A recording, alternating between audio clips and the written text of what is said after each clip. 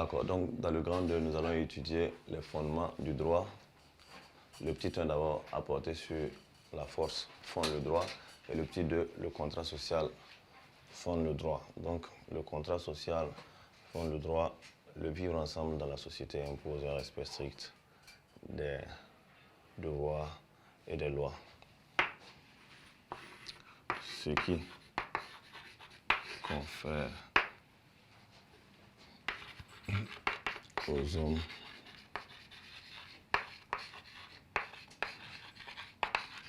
des droits positifs. Donc, en récapitulatif du grand 2 qui porte sur les fondements du droit, d'abord, la force fonde le droit. Dans la jungle ou dans l'état de nature, le plus fort a plus de droits que le plus faible. Donc, de toute évidence, il emporte face au plus faible. Dans nos sociétés actuelles, celui qui a plus de force physique ou financière aura de toute évidence plus de droits que celui qui est faible. Max Stirner disait « J'ai le droit de faire ce que j'ai la puissance de faire ». Celui qui a la force a le droit. Si vous n'avez pas l'une, vous n'avez pas non plus l'autre. Et dans le deuxième point, le contrat social fonde le droit. Le vivre ensemble dans la société impose un respect strict des devoirs et des lois, ce qui confère aux hommes des droits positifs, autrement dit des droits dans la société. Donc voici les deux types de fondements du droit que nous pouvons élaborer. Maintenant, nous allons passer au grand 3, nous allons étudier la justice, le sens, les différentes formes de justice et les enjeux de la justice. Donc, grand 3, la justice, 2 points, sens, forme,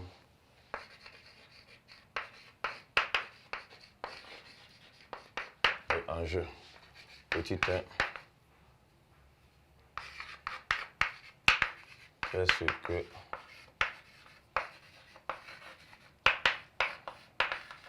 la justice? Donc, le grand 3 va porter sur la justice, le sens, les formes et les différents enjeux. Donc d'abord, en petit 1, qu'est-ce que la justice? Alors, on peut définir la justice de deux manières. D'abord, la justice en tant qu'institution, ce sont les organisations spécialisées pour restaurer l'ordre, pour rétablir le dommage causé à autrui. Autrement dit, les organisations spécialisées pour rétablir l'égalité qui a été brisée entre les hommes. Nous pouvons citer par exemple les commissariats, les gendarmeries, les palais de justice et autres. Maintenant, la justice en tant que norme ou valeur, c'est cette vertu que nous avons en nous-mêmes qui nous pousse à être justes envers nos proches, tout simplement. Donc,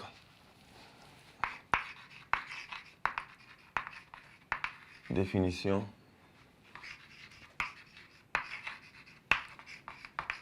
de la justice.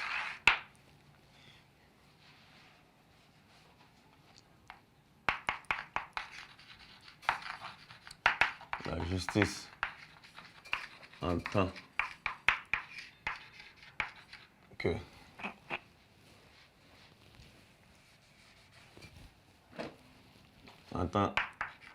qu'institution représente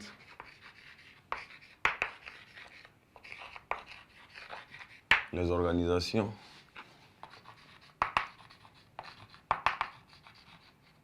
chargées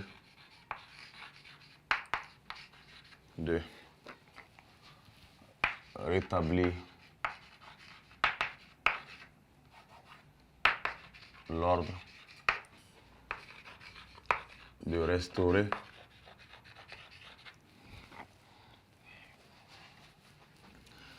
l'égalité entre les hommes. Exemple,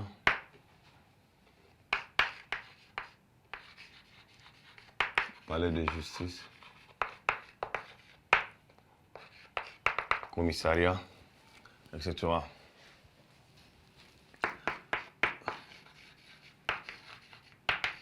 La justice en tant que valeur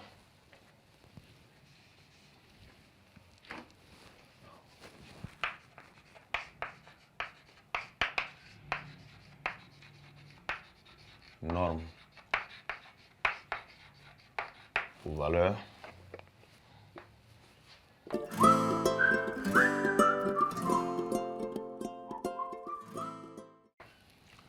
c'est la vertu personnelle que possèdent les hommes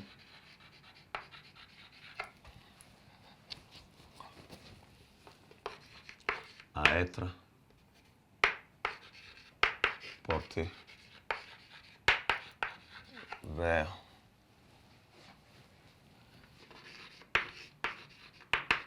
ce qui est juste.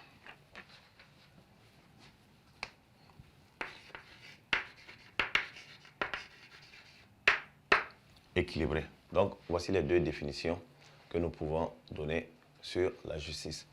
D'abord, la justice en tant qu'institution représente les organisations chargées de rétablir l'ordre, de restaurer l'égalité entre les hommes. Exemple, les palais de justice, les commissariats et même les Corweo et autres. Maintenant, la justice en tant que norme ou valeur, c'est la vertu personnelle que possèdent les hommes à être portés vers ce qui est juste, ce qui est équilibré. C'est-à-dire, je décide de ne pas voler autrui. C'est une vertu personnelle. C'est une façon d'être juste, tout simplement. Donc, voici ce que nous pouvons dire sur la définition de la justice. Maintenant, petit 2, les différentes formes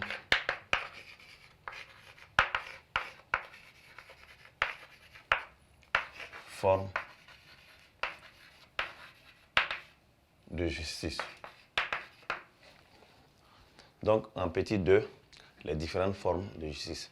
Alors, on distingue 3 types de justice. D'abord, la justice commutative, où c'est une forme de justice où on partage les choses de façon juste. L'échange est fait de telle sorte qu'il y a un accord commun. C'est-à-dire, un bic de 100 francs va être échangé contre un crayon de 100 francs. C'est-à-dire que les deux objets ont les mêmes valeurs. Alors, on parle de justice commutative. Nous avons également ce qu'on appelle la justice distributive. C'est une forme de justice dans laquelle on distribue les biens en fonction de la rémunération, en fonction du mérite. Par exemple, dans une classe, le premier de la classe a droit au meilleur prix, le deuxième au deuxième meilleur prix, le troisième au troisième meilleur prix et le dernier aussi a droit au plus bas prix.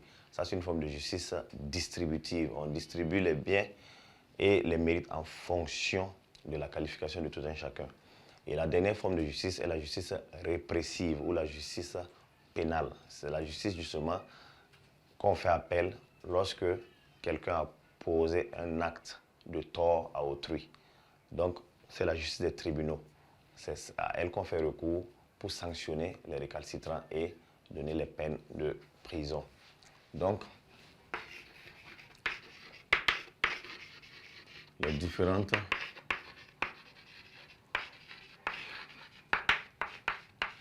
formes de justice. D'abord, la justice commutative.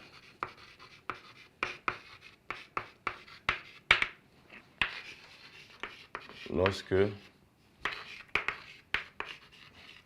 l'échange se fait entre des objets de même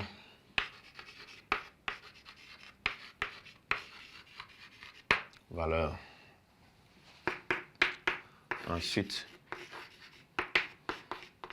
la justice distributive.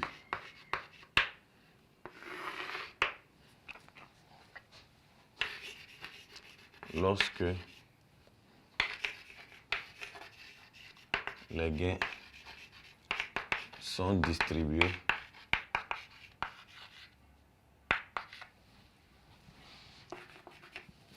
en fonction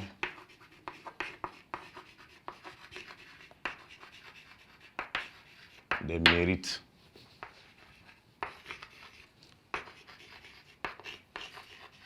le meilleur prix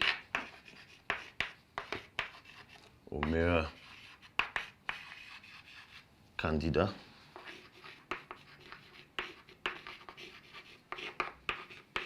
et le plus petit prix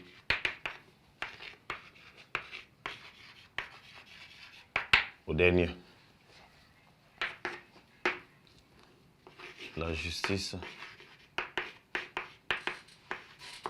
répressive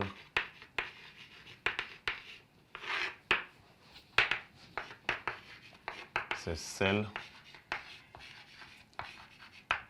des tribunaux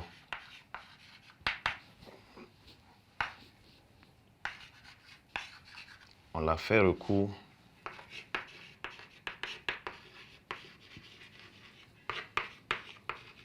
pour réparer le tort causé à autrui. Donc, en récapitulatif, voici les différentes formes de justice que nous pouvons citer. D'abord, la justice commutative, lorsque l'échange se fait entre des objets de même valeur. Alors, on a un accord commun, donc il y a une forme de justice commutative. Ensuite, la justice distributive, lorsque les gains sont distribués en fonction des mérites. Le meilleur prix au meilleur candidat et le plus petit prix au dernier, tout simplement. Et dernièrement, la justice répressive, c'est celle des tribunaux. On a fait recours pour réparer le tort causé à autrui. C'est-à-dire, c'est la forme de justice qu'on utilise pour sanctionner ceux qui ont commis du tort à autrui. Maintenant, nous allons passer aux enjeux de la justice.